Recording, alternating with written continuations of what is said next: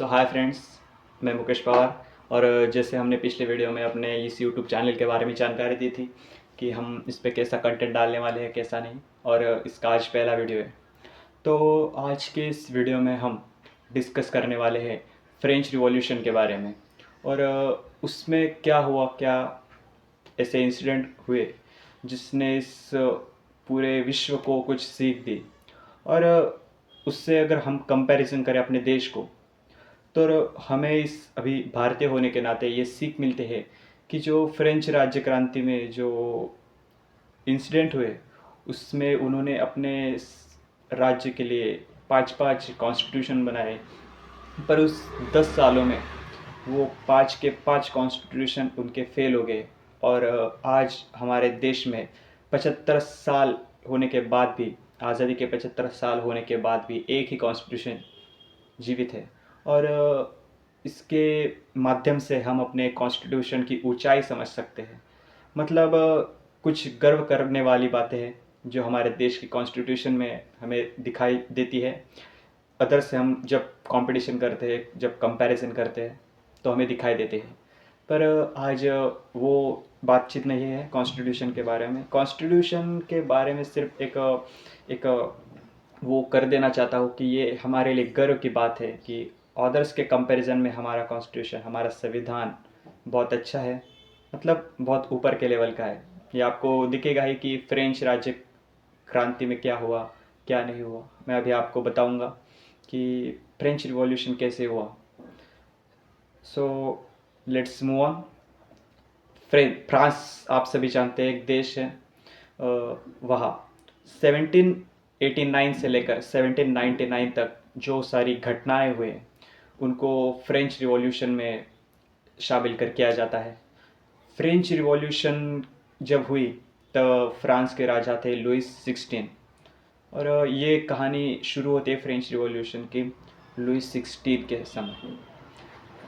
ये इस राज्य क्रांति का पहला दिन था 5 मई 1789। तब ये राज्य क्रांति का नींव रखी, मतलब पहला दिन था। पर ये जब हुआ तो वो एक इंसिडेंट ही नहीं हुआ था, इसके पीछे बहुत सारे कारण थे, रीज़न थे। पहला रीज़न ये कि इंग्लैंड और फ्रांस के बीच में लुइस 15 के समय जो युद्ध हुआ था 7 वर्ष का, उसकी वजह से फ्रांस जो कर्जे में डूब चुका था, उसका एक कर्जा पूरे देश पर था। और उसके ब्याज के साए में वो सारा देश चुका रहा था। और इसी वजह से फ्रांस में बहुत भूखमरी, पॉपुलेशन ज़्यादा बढ़ गई थी और इन्फ्लेमेशन भी बहुत बढ़ रहा था। ऐसा उस वक्त उस फ्रांस की हालत थी। और तभी लुइस 16 को ये जब पता चला कि अभी देश में बहुत इन्फ्लेशन हो रहा है, भूखमरी से लोग मर रहे हैं, बहुत महंगाई हो रही है देश में, तभी लुइस 16 अपने स्टेट ऑफ जनरल की मीटिंग बुलाते हैं। तभी स्टेट ऑफ जनरल मतलब क्या कि जो फ्रांस का राजा था वो सारे निर्णय खुद ही लेता था, पर एक एडवाइजरी बॉडी के स्वरूप में स्टेट जनरल हुआ करता था। अब आपको हम बताना चाहेंगे स्टेट जनरल क्या होते हैं। स्टेट जनरल मतलब फ्रांस की जनता को 3 हिस्सों में डिवाइड किया गया था। एक क्लर्जी, एक नोबेलिस्ट और एक फार्मर्स और सारे वर्कर्स। फर्स्ट स्टेट में आते थे सारे क्लर्जी, मतलब चर्च के धर्मगुरु, वो सभी। दूसरे स्टेट में आते थे नोबलिस्ट यानी कि सामंत, जहागीरदार, वतनदार हमारे यहाँ जो कहते हैं वो सभी। और तीसरे में आते थे फार्मर्स और वर्कर्स, ये सभी। और इनको मिला ये सभी फर्स्ट, सेकेंड और थर्ड स्टेट होते हैं। तो जब फ्रांस में जब भूखमरी से लोग मर रहे थे, इन्फ्लेमेशन बहुत बढ़ चुका था, तो लुइस 16 वहाँ के राजा, उन्होंने बुलाई स्टेट जनरल की मीटिंग। 5 मई 1789 को उन्होंने बुलाई मीटिंग। तभी उसका मुद्दा था कि जो टैक्स है उन्हें बढ़ाया जाए। तभी जो स्टेट फर्स्ट और सेकंड स्टेट के जो लोग थे उन्हें टैक्स नहीं देना पड़ता था, टैक्स देते थे सिर्फ थर्ड स्टेट के लोग, यानी मज़दूर और फार्मर्स, वर्कर्स, ये सभी टैक्स देते थे। तो ये सब इसके विरोध में थे।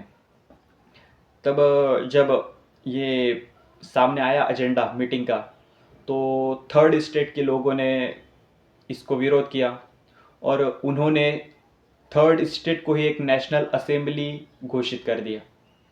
मतलब अभी ये देश इस थर्ड स्टेट के कहने पे चलेगा, ऐसा उनका तभी मत था। पर लुइस 16 को ये बात हजम नहीं हुई और उन्होंने थर्ड स्टेट के लोगों के अपने वर्साइल ऑफ पैलेस से बाहर निकाल दिया। और तभी ये सभी एंग्री वुमेन एंड मैन जाते हैं एक टेनिस कोर्ट में।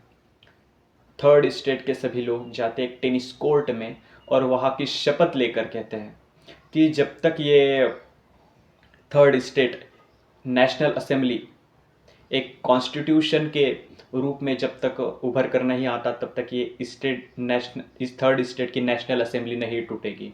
और जैसे ही ये न्यूज़ पूरे फ्रांस में स्प्रेड होती है, फार्मर्स वर्कर्स अपने सामंतों से लड़ना झगड़ना शुरू कर देते हैं, दंगे फसाद हो जाते हैं पूरे फ्रांस में। सपोर्ट करते हैं वो इस नेशनल असेंबली को कि अभी नेशनल असेंबली राज करनी चाहिए, वो सपोर्ट करते हैं। पर तभी ऐसा होता है कि 1790 में नेशनल असेंबली एक नेशनल कॉन्स्टिट्यूशनल असेंबली के रूप में आ जाती है। और हम देखें तो उस वक्त उनका कहना भी जायज़ था कि फार्मर्स के ऊपर सिर्फ टैक्स लगता है और वो जो फर्स्ट स्टेट और सेकंड स्टेट के जो लोग थे, क्लर्जी और नोबेलिस्ट, वो टैक्स नहीं देते। तो उनका ये रोष भी थर्ड स्टेट का भी जायज़ था। पर तभी फर्स्ट और सेकंड स्टेट के कुछ लोग, मतलब जो लोएस्ट कर्जी थे, जिन्हें धर्मगुरु उतना मान सम्मान नहीं देते थे, और कुछ उदारतावादी नोबेलिस्ट, उदारतावादी, वो इन्हें आकर ज्वाइन कर लेते हैं। ये बहुत तेज़ी से फैलती है ये रिवॉल्यूशन उस वक्त कि अभी हमें एक एब्सोल्यूट मोनार्की से कॉन्स्टिट्यूशनल मोनार्की की तरफ जाना है। एब्सोल्यूट मोनार्की यानी एक राजा का पूर्ण तानाशाह होना, और कॉन्स्टिट्यूशनल मोनार्की मतलब राजा वो करेगा जो कॉन्स्टिट्यूशन में लिखा होगा, राजा कॉन्स्टिट्यूशन के तरफ से चलेगा। पर उसमें ये कहीं नहीं लिखा था कि राजा का चयन होगा, राजा वही रहेगा, वंशानुगत परंपरा चलेगी, पर वो करेंगे जो कॉन्स्टिट्यूशन में लिखा होगा। ये होता है कॉन्स्टिट्यूशनल मोनार्की का अर्थ। और लोग चाहते थे तब कि एब्सोल्यूट मोनार्की से लेकर उनका देश एक कॉन्स्टिट्यूशनल मोनार्की की तरफ जाए, जो इंग्लैंड में पहले से प्रस्तावित थे। जब हम देखते हैं कि इंग्लैंड में तभी कॉन्स्टिट्यूशनल मोनार्की थी और वहाँ के लोगों को भी वैसा ही लगता था कि हमारे यहाँ भी कॉन्स्टिट्यूशनल मोनार्की ही आए, वैसा ही राजपाट हमारे यहाँ भी चले, तो वो लोग इसे सपोर्ट करने लगे। फिर लोगों को इस क्रांति को आगे बढ़ाने के लिए चाहिए थे कुछ हथियार और गोला बारूद। तभी वो लोग बास्टिल के किले पे जाके हमला कर देते हैं। वहाँ पे मतलब एक जेल टाइप था, जेल ही था समझ लीजिए, वहाँ पे कर देते हैं हमला और वहाँ से 7 कैदियों को रिहा कर देते हैं। और उसके बाद वहाँ पे जो दारू गोला होता है वो लूट लेते हैं। उस मतलब वो बास्टिल के किलों को इतना तहस नहस करते हैं कि उसका कुछ अंजर पंजर कभी मिला ही नहीं, ऐसा समझ लीजिए। और आज भी फ्रांस में बास्टिल डे के नाम से, नेशनल बास्टिल डे के नाम से आज भी फ्रांस में वो दिन मनाया जाता है। 14 जुलाई को ये बास्टिल डे फ्रांस में मनाया जाता है हर साल नेशनल लेवल पे। तो हम जान रहे थे कि नेशनल असेंबली ने कि अपने आप को नेशनल असेंबली तो घोषित किया था, पर उसने अभी नेशनल कॉन्स्टिट्यूशनल असेंबली खुद को घोषित किया है। मतलब जो नेशनल असेंबली है वो अभी इस देश का संविधान बनाएगी, फ्रांस का संविधान बनाएगी। उसने उस खुद को मान्यता दी, वैसा घोषित किया। मैंने जैसे बताया कि उन्हें एब्सोल्यूट मोनार्की से लेकर कॉन्स्टिट्यूशनल मोनार्की की तरफ जाने में इच्छा थी, अपेक्षा थी। तभी उन्होंने अपना पहला constitutional draft rights of man and citizens के नाम से बनाया, जिसे दुनिया के कुछ अहम और महत्वपूर्ण कागज़ों में से एक माना जाता है, जैसे मैग्ना कार्टा और यूएस बिल में से। इनमें भी एक वो शामिल है rights of citizens and man's, उसमें भी वो शामिल होता है, मतलब इनमें से ही एक। फिर जब हम देखते हैं उसमें फर्टिनिटी, लिबर्टी और इक्वलिटी के बारे में ज़्यादा चयन था। वो जो कॉन्स्टिट्यूशन बनाने वाले थे उसमें फर्टिनिटी, इक्वलिटी और लिबर्टी, इसके ऊपर ज़्यादा जोर दिया गया था। तब हम जाके देखेंगे, जब आगे हम जाते हैं तो 1789 में ऐसा होता है कि राजा तो अपने वर्साइल के पैलेस में रह रहा था। 1789 की बात कर रहा हूँ, लेट 1789 की बात। ये जो हुआ मई 1789 में हुआ था, ओथ वगैरह। अब हम लेट 1789 की तरफ आते हैं। तब जब फ्रांस में, पेरिस में भूखमरी से लोग मर रहे थे, अपने इन्फ्लेमेशन की वजह से लोगों का जीना हराम हो चुका था, तभी उन्हें पता चला कि वर्साइल के पैलेस में एक पार्टी चालू है। तो वहाँ की वुमन इकट्ठा होकर वर्साइल के पैलेस के ऊपर, जहाँ ये लुइस और उसकी रानी रहती थी, वहाँ पे हमला कर देते हैं। और उस हमले में उन्हें दिखाई देता कि वहाँ कोई पार्टी नहीं चल रही, ये तो एक रूमर है। पर वो उन्हें बताते हैं कि आपको नहीं पता कि लोगों का जीना कैसा हो रहा है। ये वर्साइल थोड़ा पेरिस से थोड़ा 20 से किलोमीटर दूर था, पर लोग उन्हें तब बताते हैं कि अभी आप हमारे साथ रहकर देखिए, आप हमारे साथ रहेंगे। तब उसके बाद राजा पेरिस में रहने चला जाता है। 1709 में बहुत सारे क्लब्स खुलते हैं इस क्रांति के दौरान, जब ये होता रहता है। तब इस क्लब्स में वेरियस क्लब बनते हैं, जिसमें एक जैकोबिन्स नाम का एक क्लब होता है। वो ज़्यादातर गरीब लोगों से, वर्कर से, फार्मर से भरा हुआ रहता है। और उसका रोबेस्पायर ये लीडर होता है, प्रमुख, जैकोबिन्स नाम का। ये भी आगे भी आएगा, उनका महत्वपूर्ण रोल है इस पूर्ण क्रांति में। अभी तक हम 1790 तक ही पहुँचे हैं। किंग लुइस उसके बाद जब ये होता है, तब अपना देश छोड़ने को, पलायन करने को प्रयत्न करता है। और जब वो ऑस्ट्रिया की तरफ जा रहा था, तब उसे अपने देश के लोग पकड़ लेते हैं और उसे वापस अपने देश में ले आते हैं।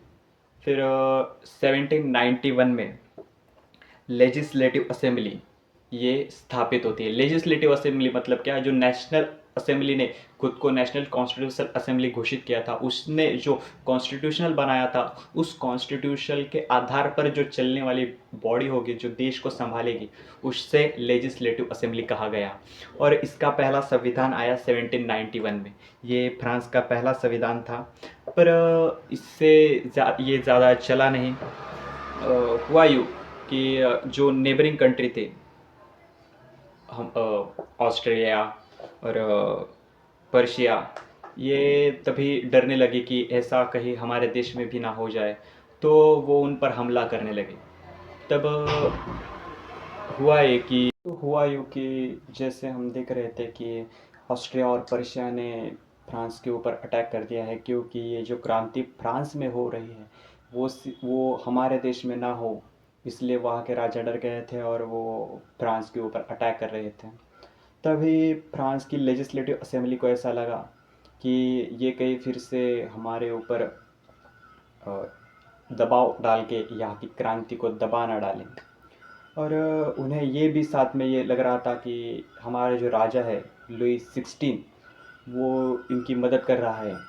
और उसकी वजह से 1902 में 1792 में लेजिस्लेटिव असेंबली को खारिज करने का ये हुआ। तो 1792 में लेजिस्लेटिव असेंबली ने खुद को अनडिक्लेयर किया, उन्होंने कुछ को सस्पेंड किया। और उसके बाद वहाँ की प्रजा ने, लेजिस्लेटिव असेंबली ने, जो राजा था और इसकी फैमिली को जिलेटी, वह उस वक्त एक औजार हुआ करता था, एक ब्लेड की तरह, उससे उनका सर कत्ल कहते हुए ऐसा कर दिया। उन्होंने राजा की पूरी फैमिली को मार डाला।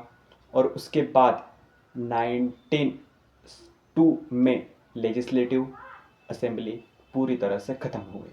और फिर उसके बाद 1793 से लेकर 1793 तक रहने वाला था the national convention. National conventional एक ट्रू रिपब्लिकन के जैसे अपना कॉन्स्टिट्यूशन बनाने वाला था। ये था फ्रांस का दूसरा कॉन्स्टिट्यूशन जो नेशनल कन्वेक्शन के नाम से जाना जाना था। उसमें ट्रू रिपब्लिकन के नींव पे उस कॉन्स्टिट्यूशन को बनाया गया था।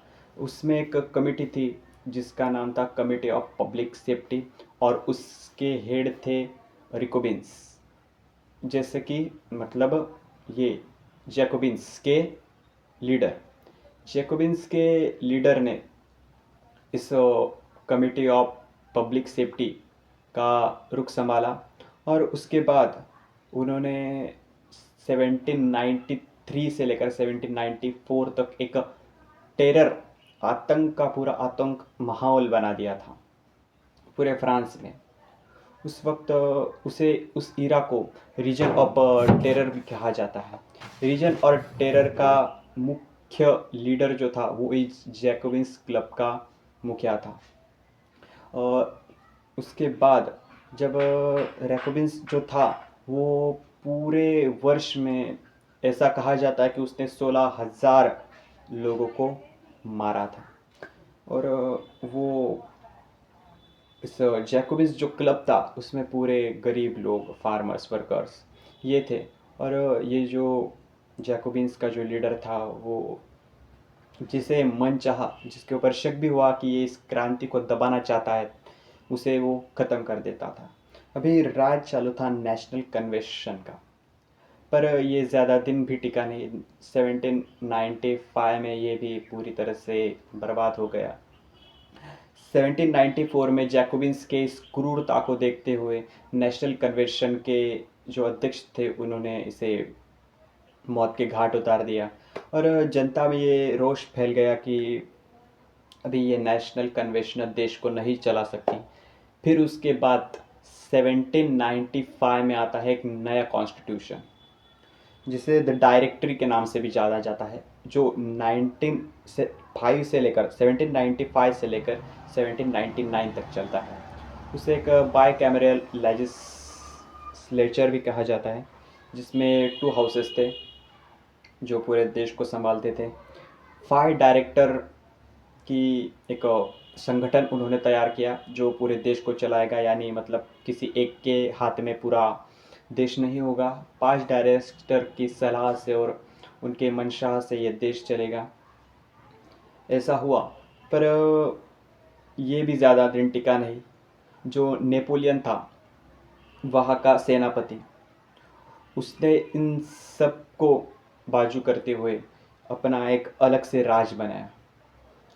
1799 के बाद जितने भी ये कॉन्स्टिट्यूशन आए थे, 3 कॉन्स्टिट्यूशन पूरे रिवॉल्यूशन में, वो सब खारिज हो गए। और 1799 के बाद नेपोलियन ने खुद का राज शुरू किया। उसने भी एक अपनी असेंबली मतलब उन्होंने 3 लीडर्स का एक ग्रुप बनाया और वो 3 लीडर्स को ग्रुप पूरे देश को संभालेगा, ऐसे उसने पूरी ये की। और उसके बाद उसने भी ये ज़्यादा दिन टिकाया नहीं। अगले 5 साल में उसने 1804 के बाद उसने इसे भी खारिज करते हुए नेपोलियन बना पूरे फ्रांस का एक तानाशाह। मतलब ये जो पूरी स्टोरी, ये जो पूरी फ्रेंच रिवॉल्यूशन है, वो एक शुरू होती है तानाशाही को ख़त्म करने से लेकर ते तानाशाही फिर से जीवित होने तक।